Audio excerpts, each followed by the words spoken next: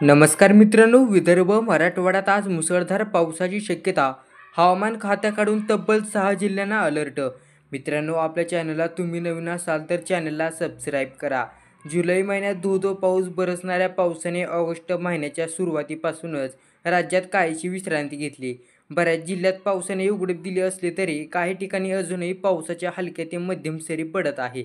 हवामान विभागाने आज सोमवारी विदर्भासह मराठवाड्यातील काही जिल्ह्यांना पावसाचा इशारा दिलेला आहे.